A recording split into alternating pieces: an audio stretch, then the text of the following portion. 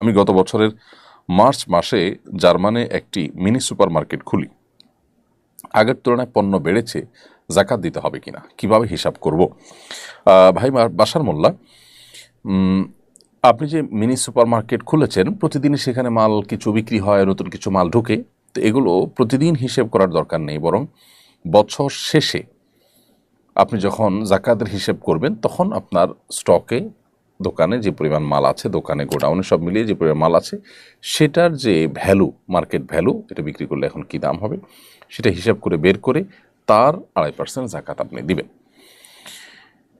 আমিনুল ইসলাম, আপনি লিখেছেন ডায়াবেটিস পরীক্ষার সময় সামান্য রক্ত বের করা হয়, রোজা অবস্থায় ডায়াবেটিস পরীক্ষা করা যাবে কি না?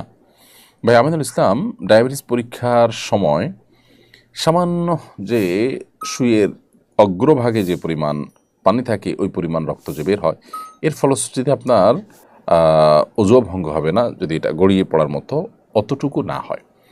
আর যদি বড় এক ফোঁটা হয়, যেটা আসলে গড়িয়ে পড়ার মতো হয়, তাহলে সেক্ষেত্রে রোজা ভঙ্গ হবে। আর রোজা অবস্থাতে এই টেস্ট করলে রোজার কোনো ক্ষতি হবে না, কারণ শরীর থেকে 1, 2, 4, 10 ফোঁটা 20 ফোঁটা এরকম রক্ত পড়লে রোজার কোনো ক্ষতি হয় না। যদি এত বেশি রক্ত পড়ে যার ফলে আসলে রোজাদার ব্যক্তির জন্য রোজা রাখাটা চ্যালেঞ্জিং হয়ে যায়, দুর্বল হয়ে যায়, তাহলে সেটা অ্যাভয়েড করতে শরীয়ত নির্দেশ করেছে, যদি সেটা অ্যাভয়েড করার মতো হয়।